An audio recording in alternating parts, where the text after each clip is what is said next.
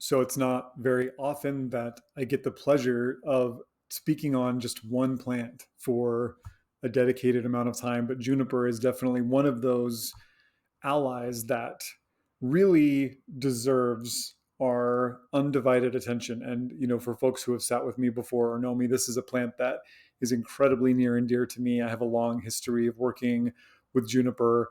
And of course, here where we live in the high desert, this is a tree that has a really special place in our ecosystem, has a really special place in how the world around us looks. So, I'm going to talk about a few different aspects of juniper today, hopefully, keep it nice and entertaining. We're definitely going to touch on a little bit of botany. We'll probably start there. I'd like to talk about etymology as I usually do because hidden in the common, the folk, and sometimes even the scientific names of our verdant allies is often a great deal of information about who they are and how our herbwise ancestors have worked with them since time immemorial.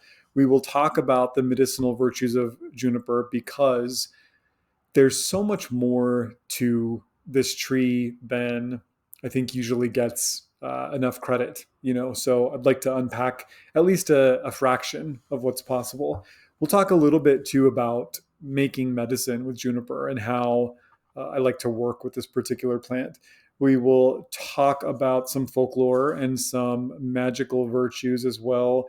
And then I'd like to share just a little bit about my personal experience with juniper. So let's get started.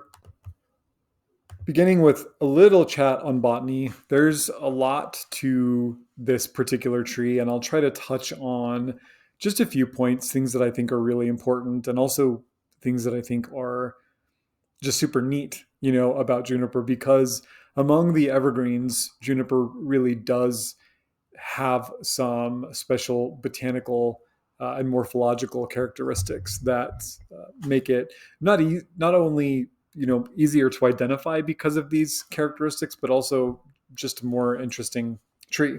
So the Juniperus genus is very diverse and very widespread.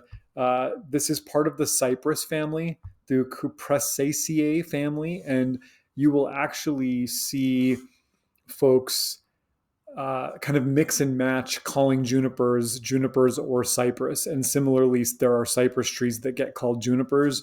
So this is an example of why knowing the scientific names is so important, right? It just allows us to communicate clearly about the plants that we're talking about over geographic and folkloric and cultural and language lines to just make sure that we're sharing excellent information with one another.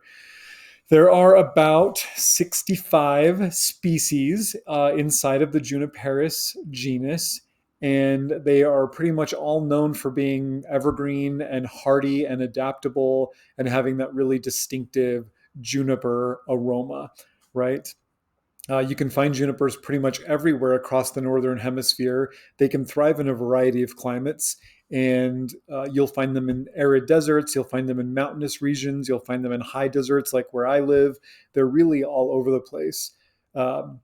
Because of where I am in the high desert, junipers are so important here because they require little to no maintenance from humans. They're fine to handle droughts. They're fine to handle our long, hot summers, and they do really well in our intense winters too. They're very, very hardy.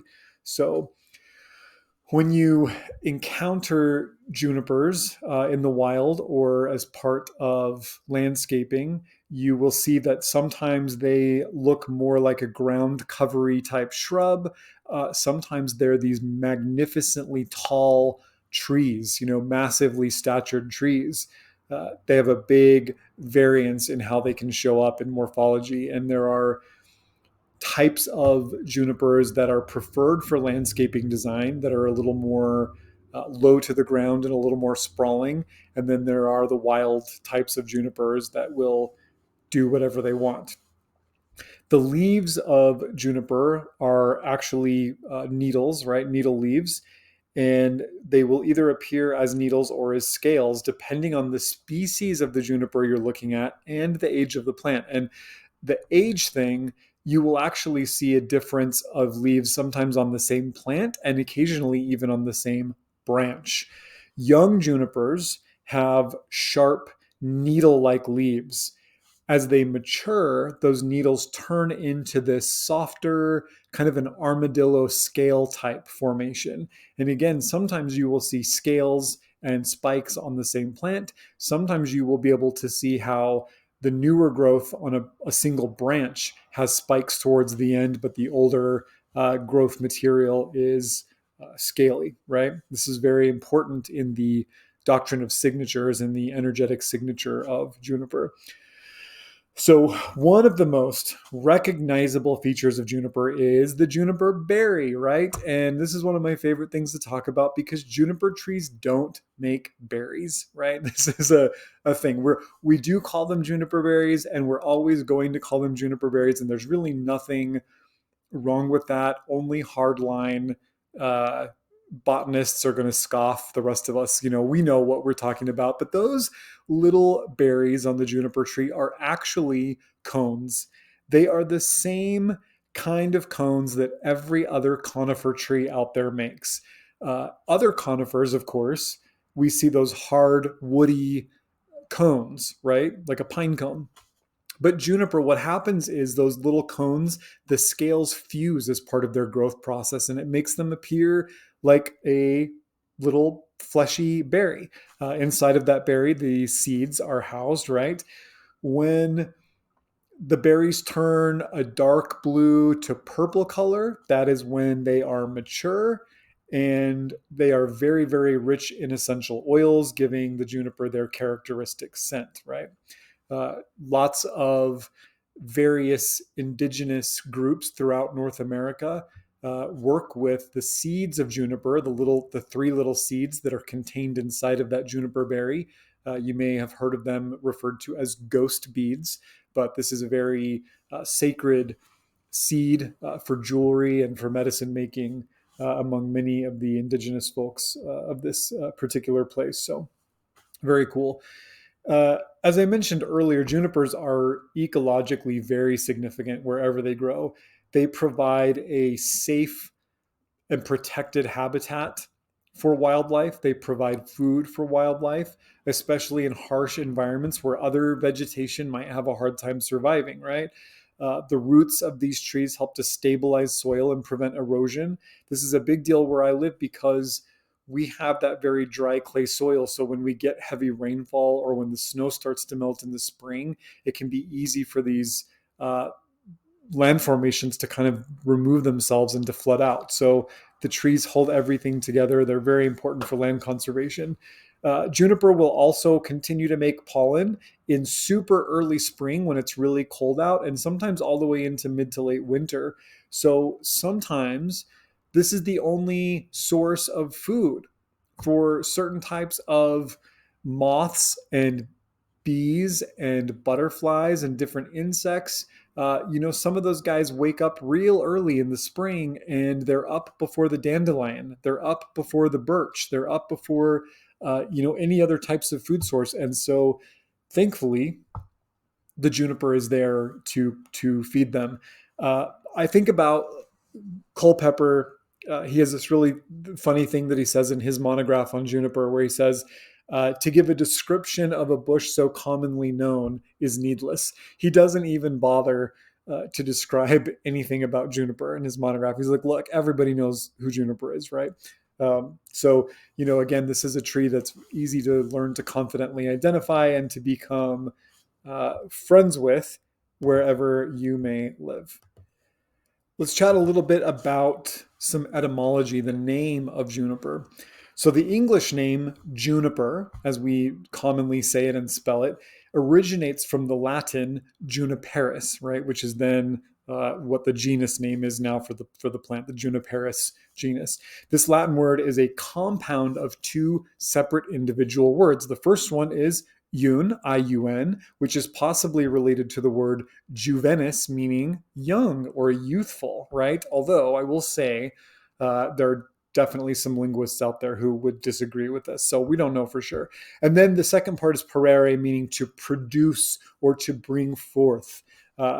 So we have this youthful production, youthful bringing force, and this compound probably reflects juniper's evergreen nature. This is a true evergreen tree. Juniper stays that beautiful, vibrant, dark, lush green all year long. Rain or shine, hot or cold, doesn't matter.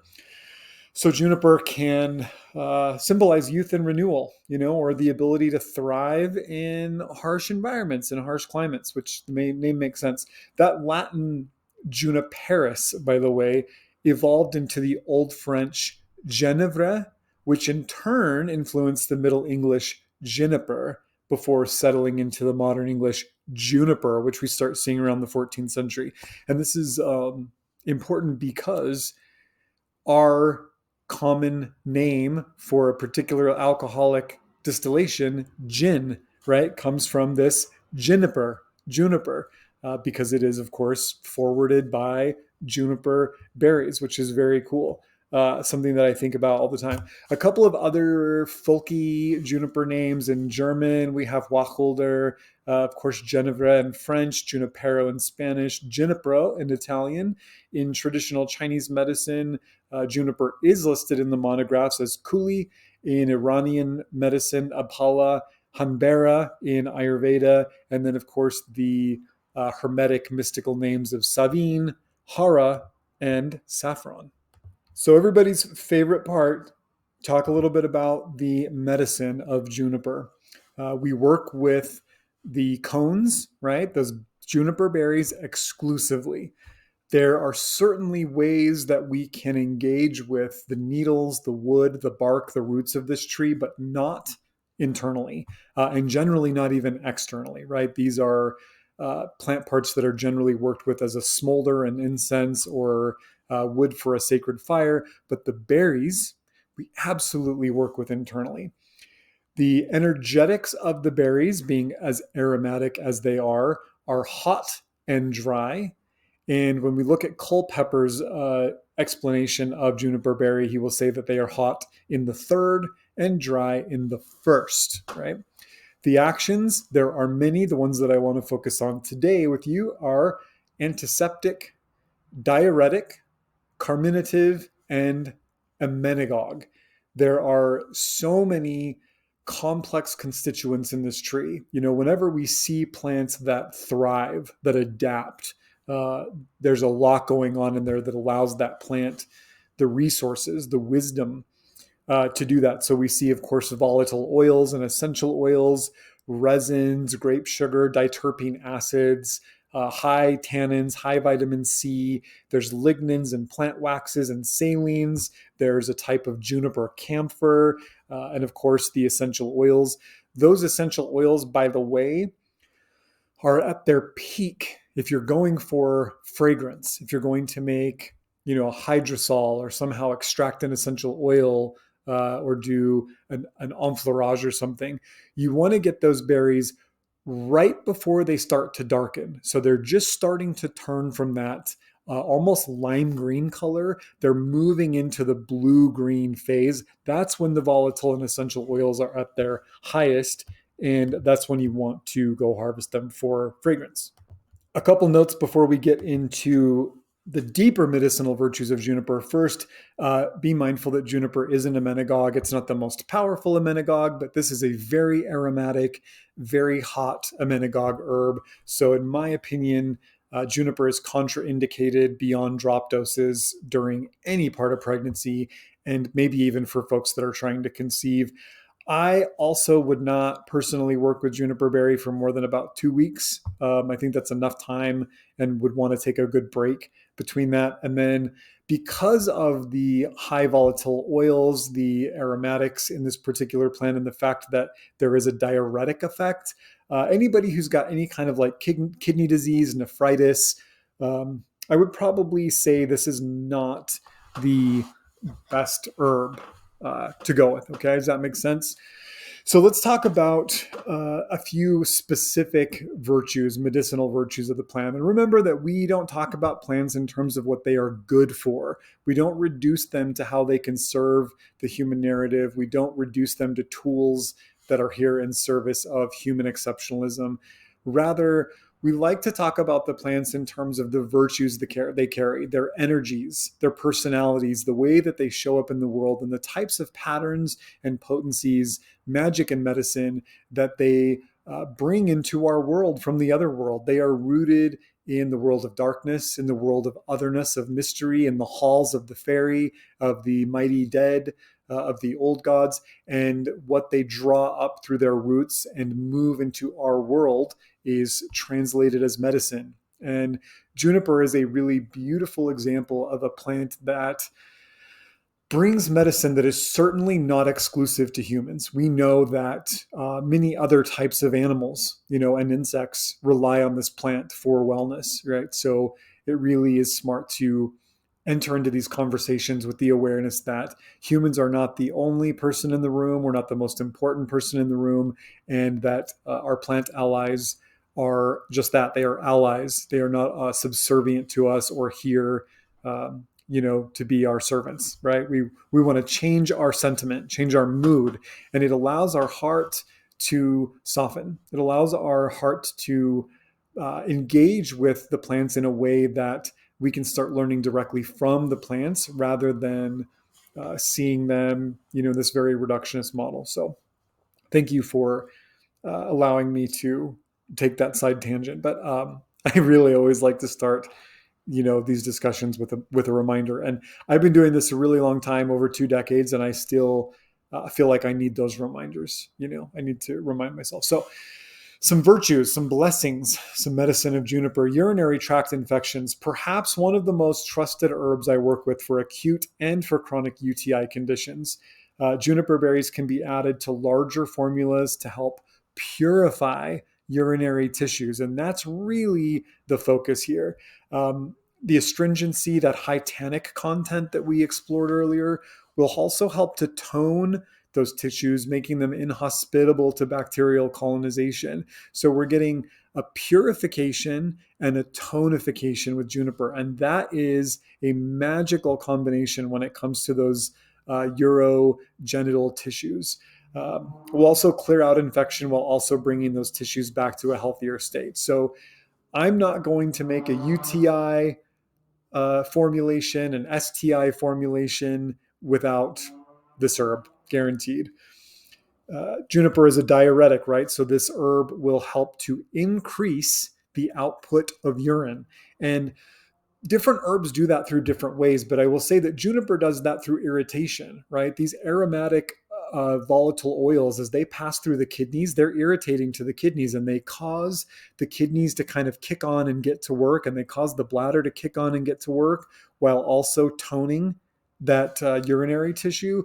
So juniper berries made into a cold tea infusion are exceptional at stimulating urination, especially when it's due to a sluggish renal action or an atonic bladder. Again, we're stimulating urination by kind of annoying the bladder and annoying the kidneys, kind of poking at them, right? So when they become sluggish and atonic, that's the right energy.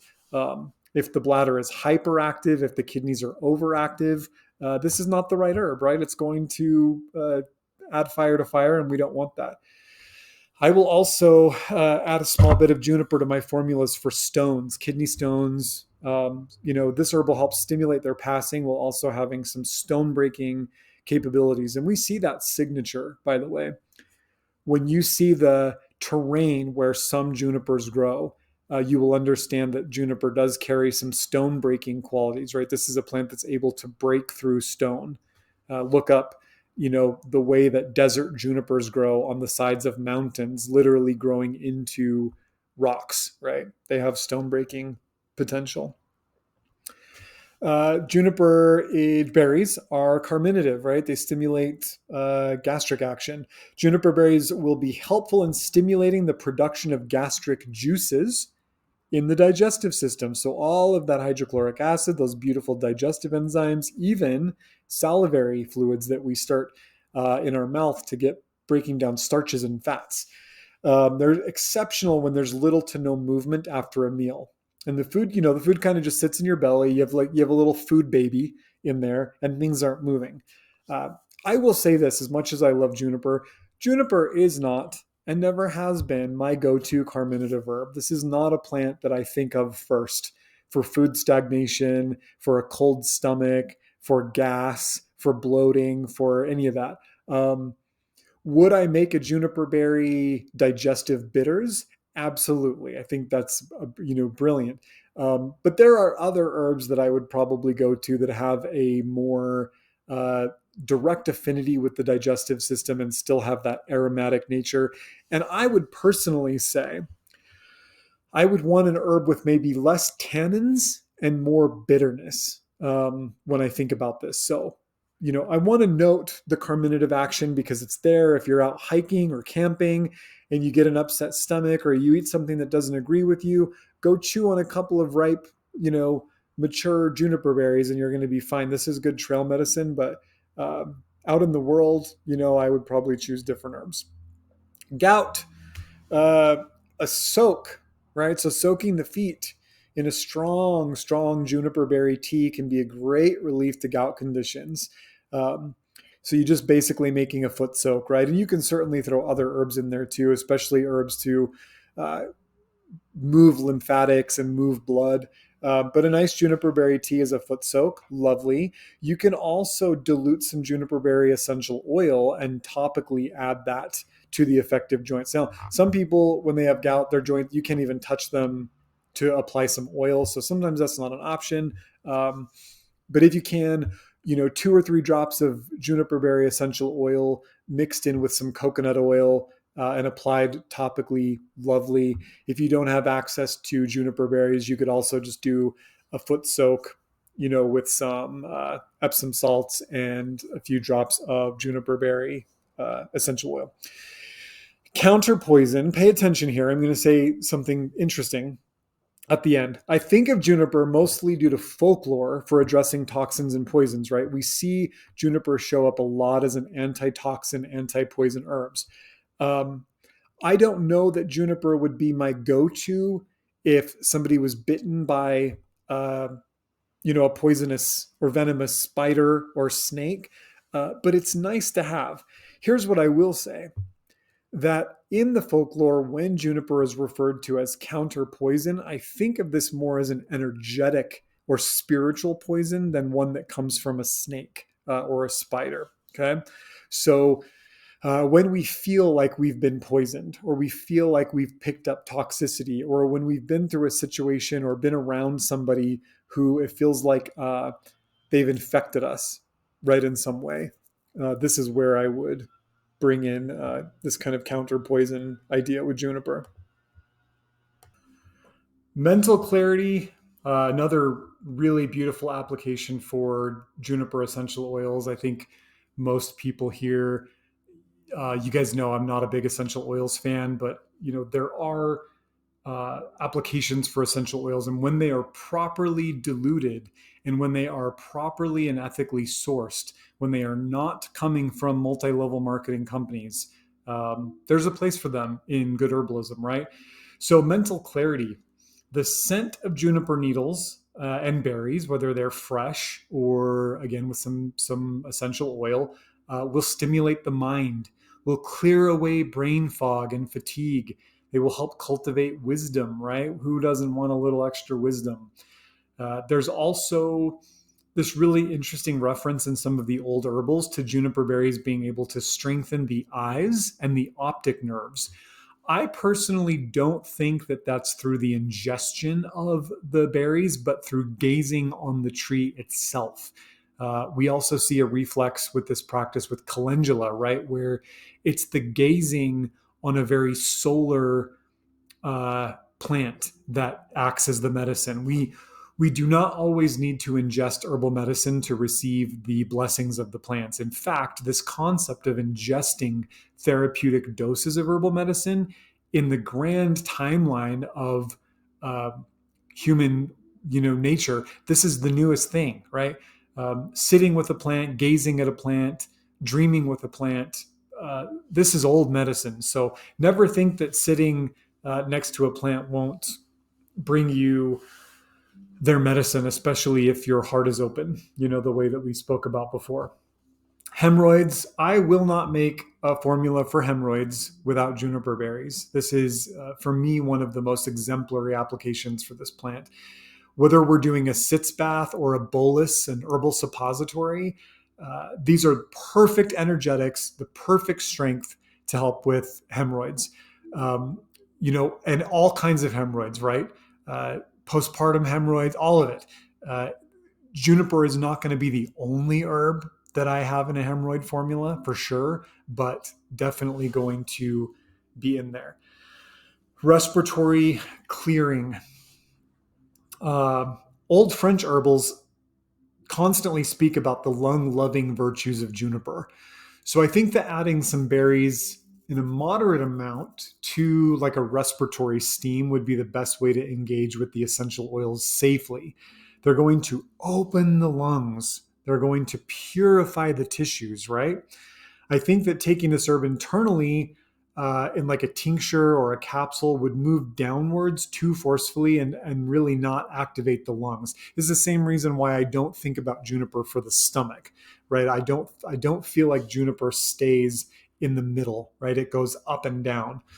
You could also think about doing a compress made from other herbs with the inclusion of juniper, and then pack that onto the chest to sort of stimulate and cleanse the lungs and the pleural cavity. So whether that's making a strong tea, soaking a cloth in the tea, and then putting that warm cloth on the lungs, or doing a herb on skin type of compress, that could be really helpful as well.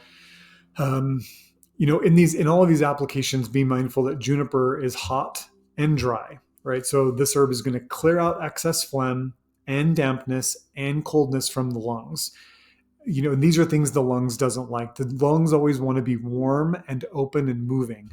So when we get that cold energy, when things are cold and the phlegm starts to congeal and the lungs start to kind of collapse in on themselves, this is really excellent for those, cold, rattly lung conditions.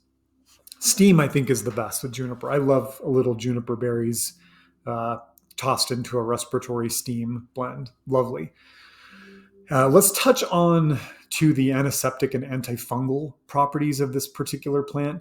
As a fiery herb, juniper will help nourish internal heat, your internal fire. And when the internal fire is nice and strong, it's very hard for pathogenic invasions or energetic invasions to get in, right? We're beaming out heat and light, which sort of protects us. Studies have shown that the berries are quite effective against all kinds of bacterium, Staphylococcus, Enterococcus, Salmonella. So for folks that make their own cleaning products, I would think about oregano and thyme and tea tree and juniper berries. Juniper berry tea can be made super, super strongly and then used as like a handmade cleaning product, right? Similarly, the smoke from the leaves can be used to purify a room after illness, right? Just smoke is going to get in all the little nooks and crannies and clear the room out. We'll talk about that again here in just a little bit. As an antifungal, juniper berries will support the body in eradicating fungus both externally and internally. When I see foot fungus, toenail fungus, this is my go-to. You can do foot soaks, you can do oil preparations, you can do diluted essential oils of a few different herbs, and then short-term internal doses of tincture can also be very effective when it comes to any kind of like internal fungal issue.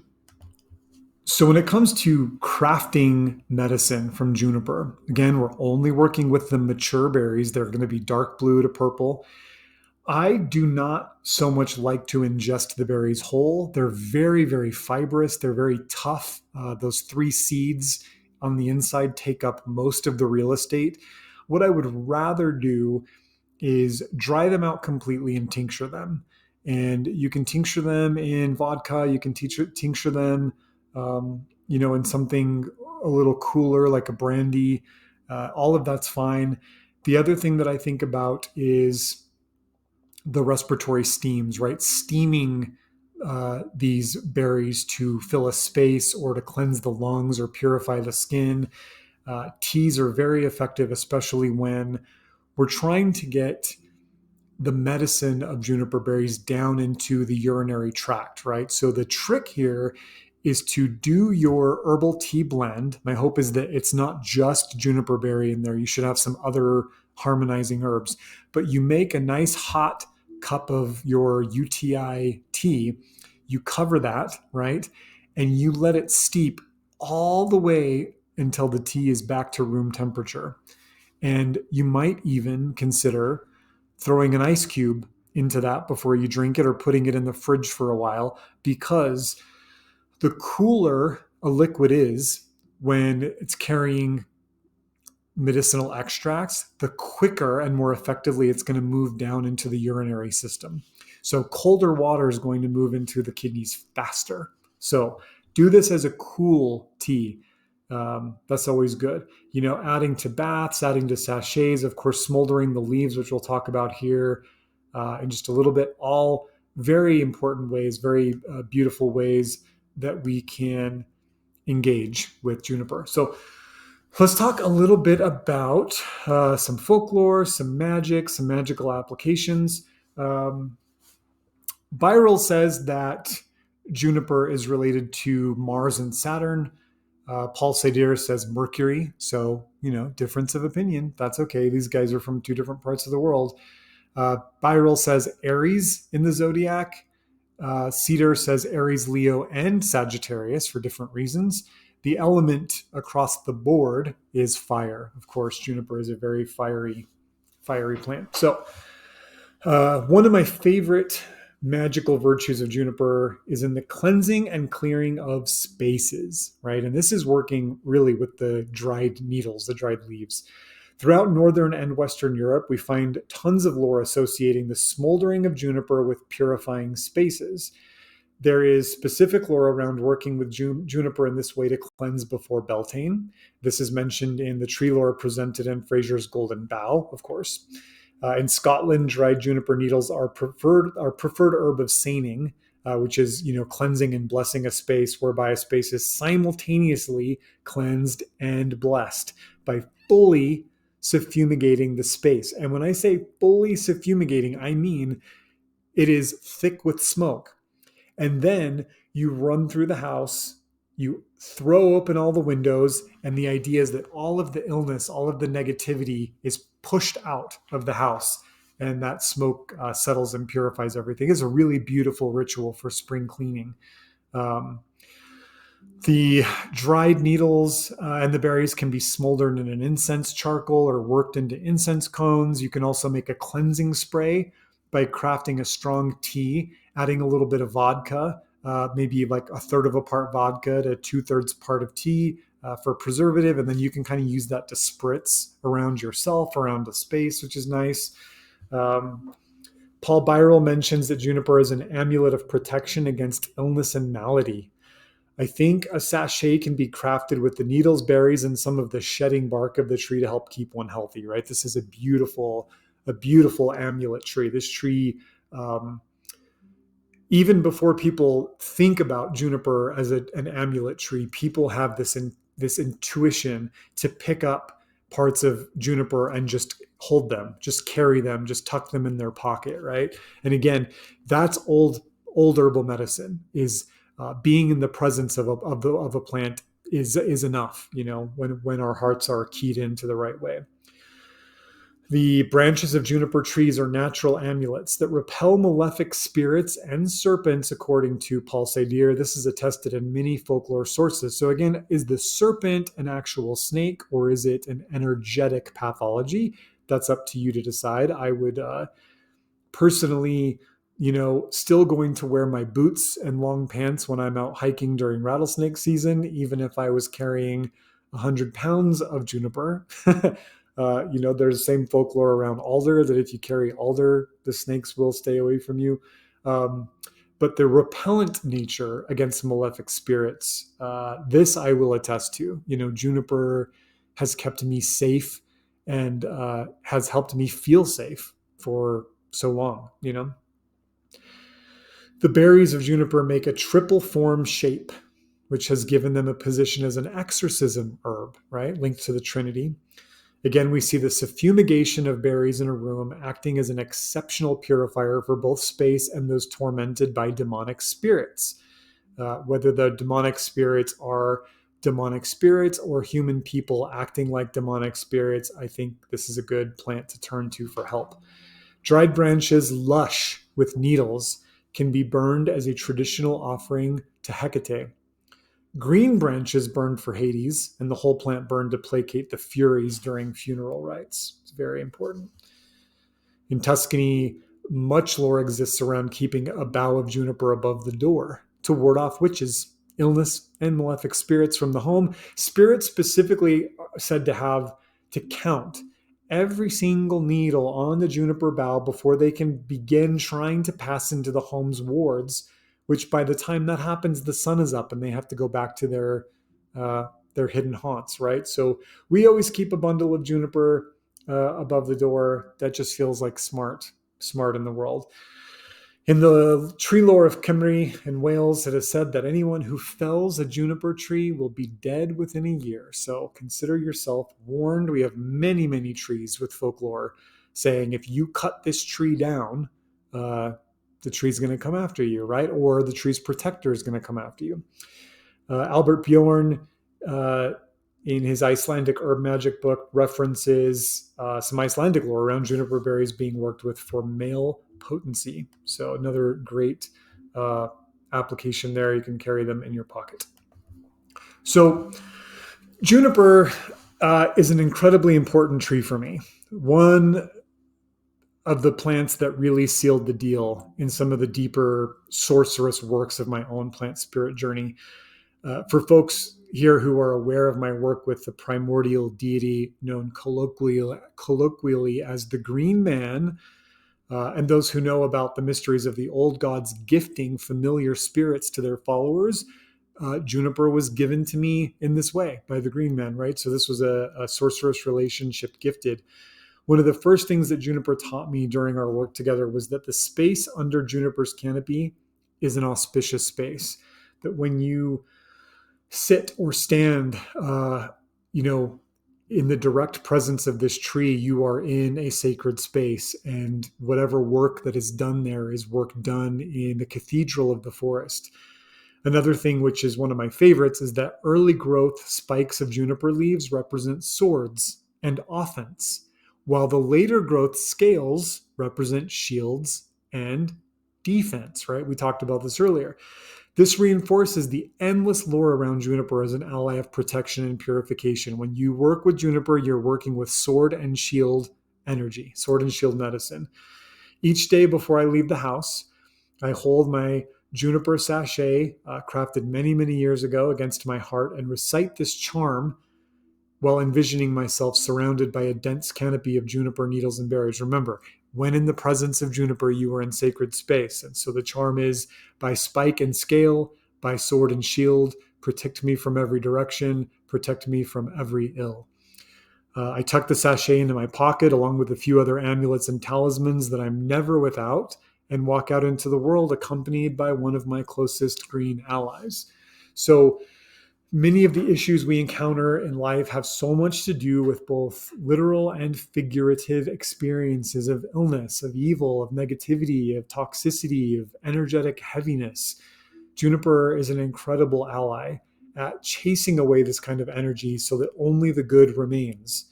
Juniper leaves no room for anything else. Again, this is an herb of the internal fire, right? When the fire is stoked brightly, there is no darkness. I consider juniper to be a go-to ally for cleansing and clearing both physical space and internal patterns. This is such an incredibly protective herb, and the sacred space created by being in their presence and smoldering their needles and berries as incense is a truly magical thing. So for folks who are new to thinking about plants in this way, to hearing about plants being spoken of this way, to some of the ways that I've alluded that we sit with and connect and journey with plants, I want to invite you. We have our online community through Patreon, and every single month, the day after every single new moon, we sit with a different plant, and it is facilitated by monographs, guided audio meditations, rituals, medicines that we bring into our lives to connect us personally to these plants so that we can be taught directly by the greatest expert that exists when it comes to herbal magic and herbal medicine, and that is the herbs themselves. So, if this is something that really gets you excited, if something you're curious about, come over to our Patreon group. When you join up, you get access to everything we've ever done in the past, all the advanced classes, all the courses, everything, plus all the whole library of plant spirit journeys, and then everything as it comes out. And there is hundreds and hundreds of hours of content there. You can go through and pick out all the things that excite you, and they're all there. If you want something a little more structured, the complete online spiritual herbalism course is now live. It's 40 hours of rare and unique immersive video class covering the complete syllabus of my spiritual herbalism program I've been teaching for 7 years. Learn the ways of spiritual herbalism, elemental and energetic assessments, body systems and herbal formulation, herbal magic and medicine crafting, and so much more. This is stuff you will not see anywhere else. Do the whole thing online, take it at your own pace, rewatch as much as you want, take your time. It's all there. And with that, thank you so much for spending this time with me, meeting and learning about one of my closest plant allies. I love Juniper so much. I hope that if you have access to this tree at the time of this recording, we are inching slowly towards winter. Here is an ally that you can go out and connect with over the winter, that you can make friends with when most of our other plant allies are sleeping. They've retreated down into the root world, into the world of mysteries and rest. And Juniper stays here, as a covenant to remind us of so many of the verdant mysteries. So if you have Juniper near you, please go make friends and tell me what you learn. I'm excited to hear about your experience. Thank you so much. I'll see you guys next time.